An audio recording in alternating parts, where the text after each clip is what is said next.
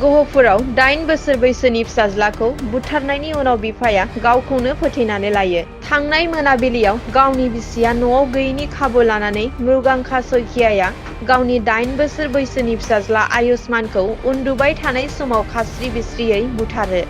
बुथारग्रा बिफा मृगांकाया स्कुटिखौ लानानै बहाबा खारखोमादोंमोन। मृगांका सयखियाया गहपुर पुलिस थानानि सिङाव थानाय बरिगाव थिनालिनि खाथियाव लुनाय गंनै थाला न'आव गावखौनो फोथैनानै लायो। মোৰ বিল্ডিঙত এনেকৈ সুইচাইড কৰিছে মানুহ এজনে, কিন্তু আমিও গম পোৱা নাই। ৰাতি আহি পেলাই সুইচাইড কৰিছে আমি গম নাপাওঁ। এতিয়া আমি ৰাতিপুৱা 8টা বজাত আমি এতিয়া চাইছোঁ। চোৱাৰ পিছত আমি পুলিচ প্ৰশাসনক ফোন কৰিছোঁ।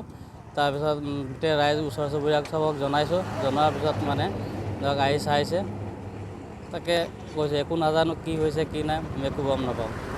অতি দুখৰ বিষয়। যোৱাকালি সন্ধিয়া নিজৰ দেউতাকেই এতিয়া 7 বছৰীয়া সন্তানক ডিঙি চেপি হত্যা কৰিছে বুলি সন্দেহ প্ৰকাশ কৰিছে। তাৰপিছতেই সেই যিজন দেউতাক তেওঁ আমাৰ ইয়াত আহি পেলাই আত্মহত্যা কৰিছে বুলি আমি ৰাইজে মানে কৈছে, ৰাইজে দেখিছে আৰু। কিন্তু এনেকুৱা ঘটনা যাতে গহপুৰত নহয়, এটা বৰ মৰ্মান্তিক ঘটনা। এনেকুৱা ঘটনা যাতে গহপুৰত পুনৰাবৃত্তি নহয়, মই সেইটোহে মানে বিচাৰিম, যাতে এনেকুৱা ঘটনা পুনৰাবৃত্তি গহপুৰত হ'ব নালাগে কোনোদিন, সেইটোকে মই কামনা কৰোঁ।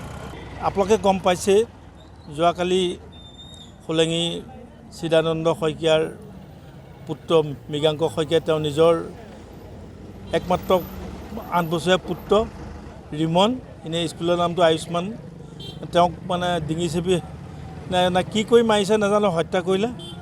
হত্যা কৰি লগে লগে তেওঁ ঘৰৰ পৰা পলাই গ'ল আৰু ৰাতি বিচাৰি থকা হৈছিল, কিন্তু বিচাৰি পোৱা নগ'ল। এতিয়া ৰাতিপুৱা দেখিছোঁ বৰিগাঁও মানে চিভিল এছডিঅ'ৰ সন্মুখত এটা বনাই থোৱা ঘৰ, 2 মহিলা ঘৰৰ ওপৰত তাত চিপজুৰি লাগি মানে মৃত্যু হৈছে। আমি চিপজুৰি লগা অৱস্থাত দেখা পাইছোঁ। এটা দুখৰ বিষয়, তেওঁ যদি মৃত্যু হ'বলৈ মন আছিলেই, তেনেহ'লে তেওঁ এই নিষ্পাপ শিশুটোক কিয় হত্যা কৰিলে? তেওঁ নিজেই আগত নমৰিলে কেলে? তেওঁ মৃত্যু হোৱাৰ যে ইচ্ছা আছিলে, তেওঁ অন্ততঃ শিশুটো জীয়াই ৰাখিব লাগিছিলে। কিন্তু সেইটো তেওঁ মৰাত আমাৰ দুখ লগা নাই, কিন্তু এটা নিষ্পাপ শিশুটোক যে তেওঁ হত্যা কৰিলে, সেইটো এটা আমাৰ এটা কাললৈ এটা হেৰি থাকি গ'ল।